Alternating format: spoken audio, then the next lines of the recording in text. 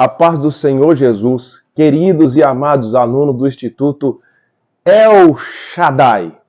Antes de mais nada, reforçando aqui, irmãos, preciso que vocês nos ajudem com as suas orações e também repercutindo do nosso Instituto para mais alguém. Se tem feito bem para você, nos ajude, irmão, a divulgar a palavra do Senhor, o ensino sistemático da palavra do Senhor. Meus amados, nós vamos pegar o nosso livrinho de apoio e vamos direto para a página 20. E antes de meditarmos um pouquinho na história da igreja, que é o que nós estamos estudando em questão, eu quero que você pegue sua caneta ungida, o seu material de anotação, as suas versões bíblicas e vamos agora estudar, sem maiores delongas, um pouco mais sobre a história da igreja. Fazendo um rápido retrospecto, a igreja foi crescendo. Junto com o crescimento, precisou ali de haver uma estruturação, veio a instituição dos diáconos, junto também com esse crescimento, veio ali, irmãos, a perseguição que foi tremenda, e nós estudamos aqui, se nós lemos o capítulo 8 de Atos, justamente depois da morte, o mártir Estevão morreu, o jovem Estevão morreu, houve uma perseguição medonha para cima dos cristãos judeus até então. E houve ali, irmãos, a possibilidade deles espalharem. Nós vemos no capítulo 8, versículos 5 abaixo, 5 a seguir, que Filipe já foi pregar para Samaria. E nós entendemos também que ali foi a chama para o evangelho crescer em outros cantos. Claro que Paulo vai entrar, irmãos, com tudo nessa história, conforme nós pincelamos em aulas anteriores. Houve as viagens missionárias. Os discípulos de Cristo entenderam o ide que era para ser nos confins da terra e não para ficar somente ali no arraial de Jerusalém. Junto com isso também vê as perseguições que nós já estudamos. Nós destacamos 2 imperadores cruéis. Entre eles, destacamos Nero e também Domiciano. Obviamente que não teríamos tempo para discorrer historicamente sobre ambos e outros imperadores que foram cruéis com os nossos amados irmãos da igreja primitiva. Entendemos também, irmãos, que essa perseguição, mesmo sendo tão medonha, os cristãos não abriam mão da sua fé em Cristo Jesus. Que nós possamos ser assim, fiéis até, se precisar, a morte. Quando nós comentamos isso na aula anterior, qualquer coisa você volta para entender sobre essa questão de, se precisar, nós servimos a Cristo e devemos ficar firmes em nossa fé em Jesus Cristo. E agora nós vamos entrar numa era, irmão, de Constantino, um outro imperador muito degustado, muito falado no meio da história e também, irmãos, é fator obrigatório para nós entendermos um pouco sobre a história da igreja. Entra então em cena agora o tal do imperador Constantino e junto com ele veio ali, irmãos, um apaziguar, uma paz temporária no que tange a questão da perseguição aos cristãos. E vamos ler aqui para que você possa entender. Depois nós vamos para algum subsídio na lousa e alguns versículos bíblicos. Vamos lá.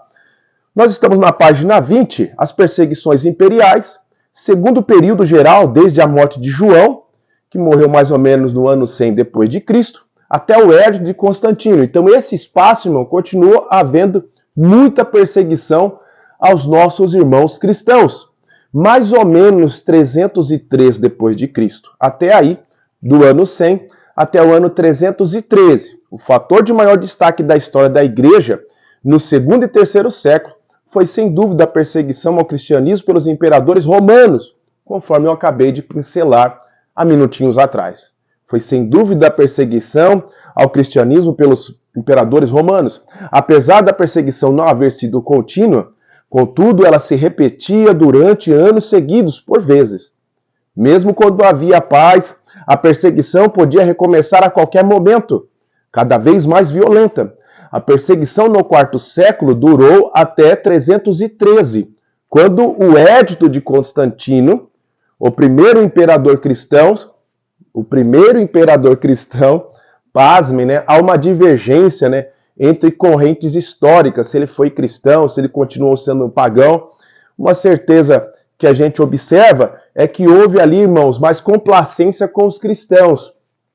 E eu vou divulgar uma palavrinha-chave aqui da nossa lição, tá bom? Para que haja uma compreensão do outro lado. Deus acaba usando quem ele quiser, irmãos, para de repente dar uma paz para o povo de Deus ali, para que haja um crescimento. E precisava também de haver uma estruturação. Calma que a gente vai lá. Quando o édito de Constantino, que nós vamos mencionar também, da lousa, fez cessar todos os propósitos de destruir a igreja. Isso é uma realidade histórica. O paganismo em suas práticas destruir a igreja de Cristo. O paganismo em suas práticas aceita as novas formas e objetos de adoração que ia surgindo, enquanto o cristianismo rejeitava qualquer forma de objeto de adoração. Havia agora esse choque. Constantino, o novo imperador agora, lança o seu édito. E mesmo assim, irmão, compulsória, olha, era por compulsão, quase que uma obrigatoriedade ser um cristão e abrir mão do paganismo. Então, eu quero que vocês entendam aqui em nossa aula, irmãos, que o cristianismo foi uma religião até então, agora nesse momento, uma obrigação, para não ficar mal com o imperador. E você precisa entender, irmãos, que quando alguém vem para Cristo, entre aspas mesmo, desta forma, vai só causar volume, só volume. E crescendo esse volume, cresceram também os problemas. Vamos continuar na página número 21. Quando os habitantes de uma cidade desejavam desenvolver o comércio ou imigração, construíram um templo aos deuses que se adoravam em outros países ou cidades, a fim de que os habitantes desses países ou cidades fossem adorá-los. Eis porque nas ruínas da cidade de Pompeia, Itália, se encontra um templo de Ísis, uma deusa egípcia. Esse templo foi edificado para fomentar o comércio de Pompeia com o Egito, fazendo com que os comerciantes egípcios se sentissem como seu próprio país. Por outro lado, o cristianismo opunha-se a qualquer forma de adoração, pois somente admitia a adoração ao próprio Deus. Os cristãos, claro, não participavam dessa forma de adoração. Por essa razão, o povo não dado a pensar considerava-se como seres insociáveis. Rabisca aí, ó.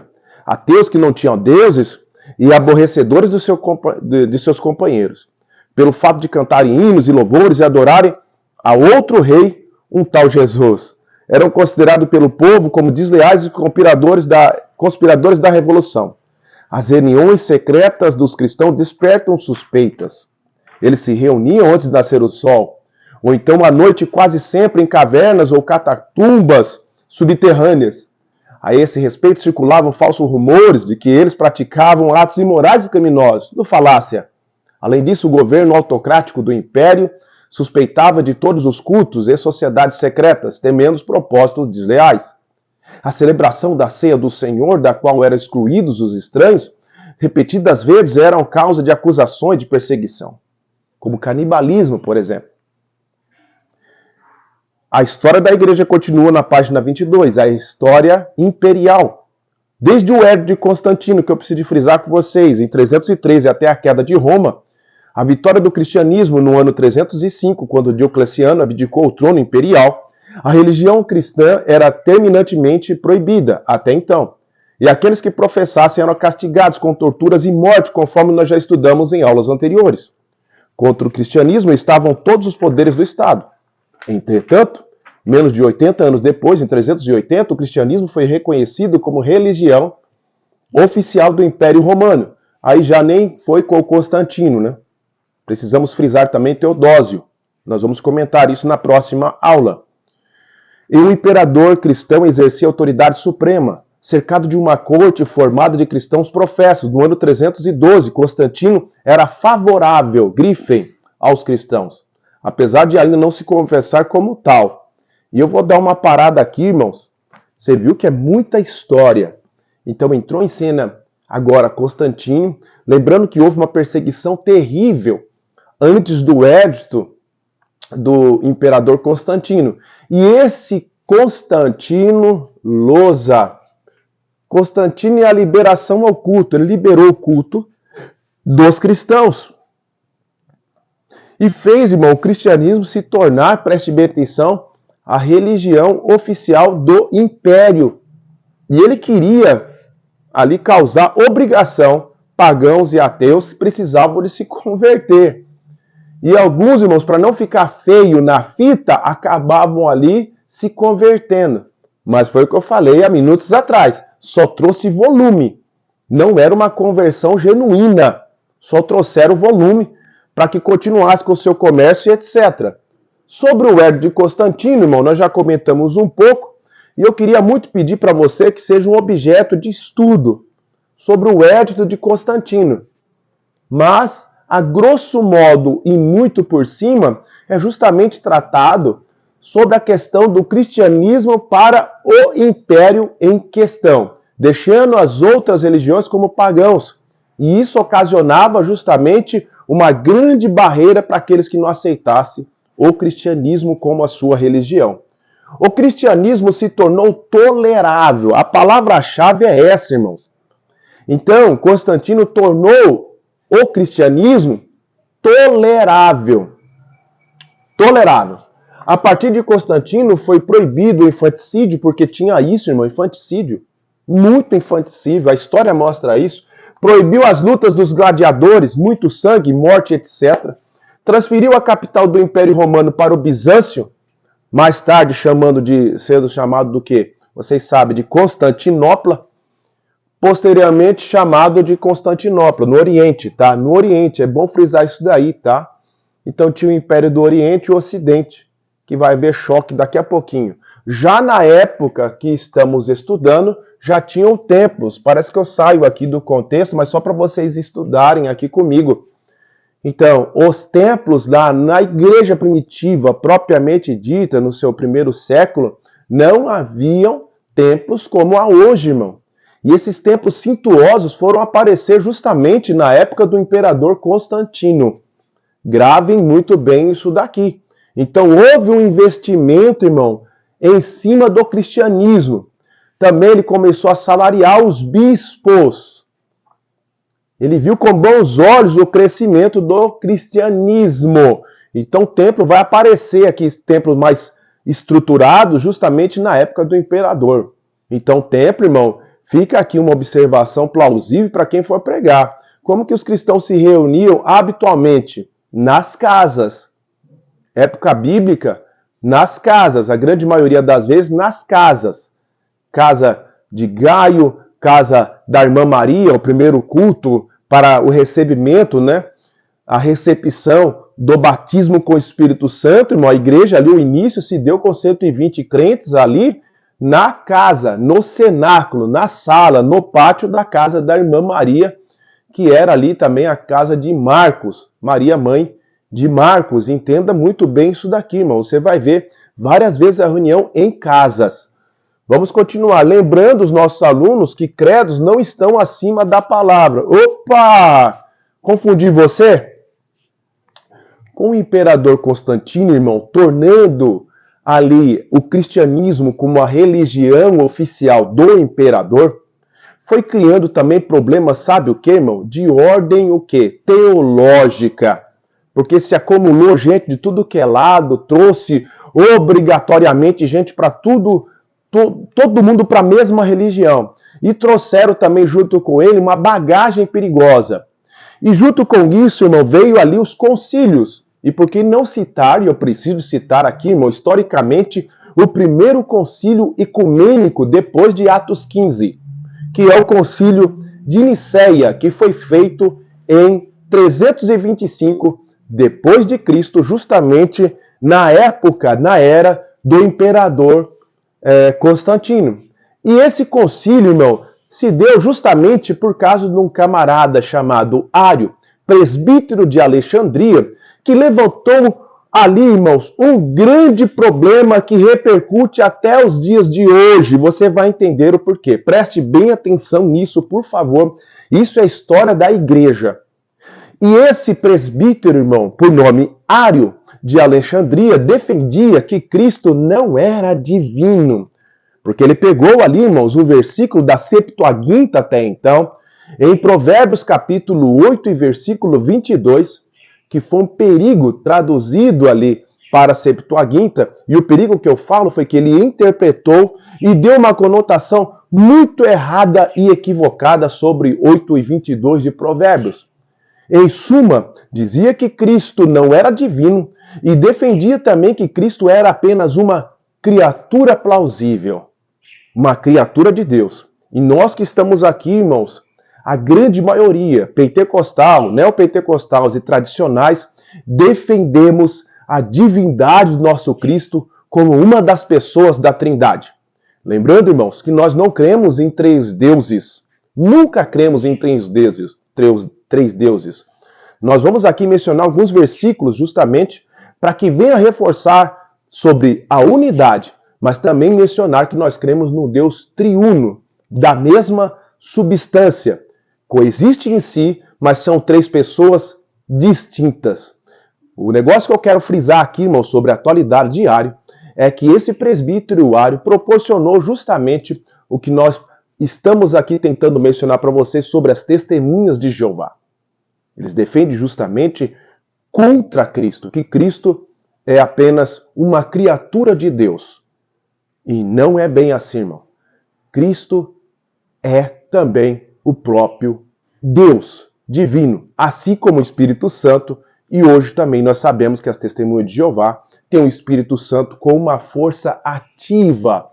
Peço a vocês para pegar um exemplar da tradução do Novo Mundo, principalmente em Gênesis, no capítulo 1, do versículo 1 ao 2. Você vai ver lá como que eles nomenclaturam o Espírito Santo. Seja curioso, você pode dar até um Google agora aí e pesquisar comigo. Mas vamos lá, irmão, citando alguns versículos bíblicos, nós não abrimos Bíblias, falando sobre esse primeiro concílio ecumênico, a junção de todos os bispos, para trazer justamente a discussão sobre a divindade de Cristo, irmãos. Olha aí por que foi lançado. De um lado o Ario e de outro, irmão, um homem chamado Atanásio. Atanásio, um grande e profundo estudante da palavra do Senhor. E chegou junto, irmãos. E nós vamos aqui, irmãos, passar alguns versículos para vocês. Deuteronômio 6:4. Temos que ser bem rápidos, né? Vamos lá. Deuteronômio 6:4. Abrindo sua Bíblia, eu vou abrir na corrigida, tá? Ouve, Israel, o Senhor nosso Deus é o único Senhor. Nós cremos no único Deus. Calma, tá? Nós cremos no único Deus. Efésios 4:6. Eu vou fazer um trampolim agora para o Novo Testamento, tá bom? Efésios, Paulo escrevendo aos Efésios. Gálatas, tô chegando. Um dia eu chego lá. Efésios 4:6. Diz assim: um só Deus. Vamos ler o 5. Um só Senhor, uma só fé, um só batismo. 6.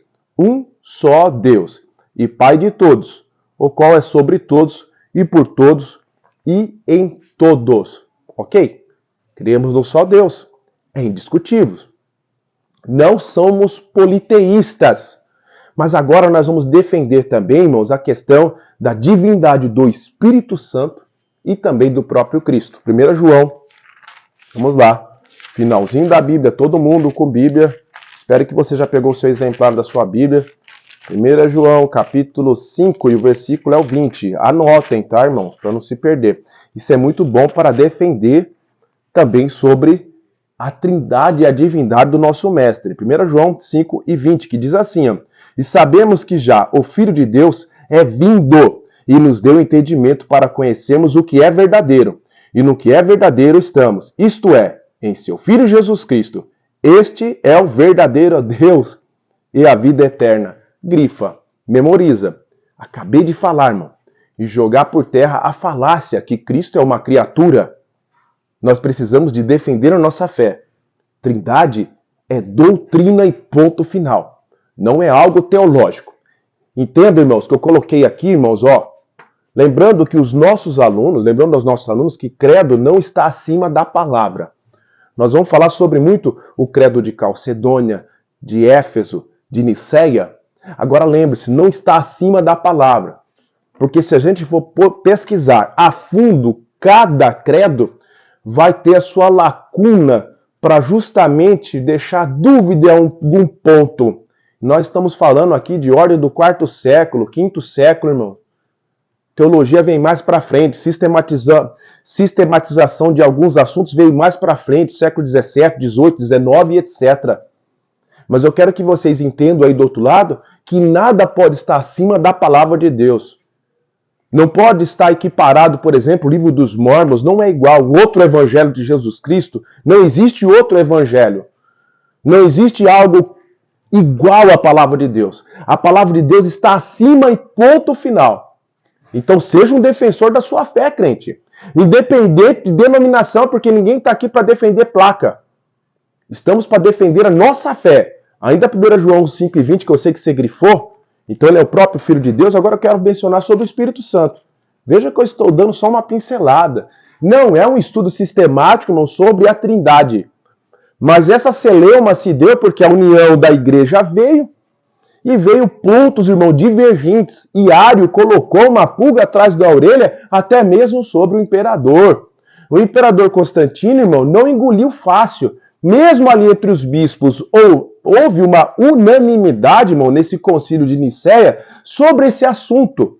Porém, não bateram o martelo. O imperador não bateu o martelo, porque ele achava muito estranho, ou era mais fácil, a palavra certa é essa, muito mais fácil, a frase certa é essa, muito mais fácil acreditar tudo menos na Trindade. Eles achavam um pouco complicado. Até então, irmãos, a teologia da Trindade, que foi difundida com mais sistematização em 325 depois de Cristo nesse concílio, anteriormente, você precisa entender que já existia, nós estamos lendo Bíblia, já existia, preste bem atenção, algo que falasse sobre a Trindade. Apesar da palavra não ter aqui, irmãos, na Bíblia, Tertuliano que foi aí inventar, aspas, inventou essa palavra. Então entenda, amados, que não é porque não está que não é uma doutrina, porque existem passagens que justamente cooperam para que nós possamos defender a questão da Trindade. Outro versículo que nós vamos ler em Atos, no capítulo 5, agora falando sobre o Espírito Santo. Falei que o Filho é Deus. Você leu comigo e ponto final. Versículo 5 e o capítulo é o 3 e o 4. Agora vai falar sobre o Espírito Santo. E disse Pedro, Ananias, por que encheu Satanás o teu coração? Para que mentisses ao Espírito Santo, tá bem claro aqui que é o Espírito Santo. E retivesse parte do preço da idade.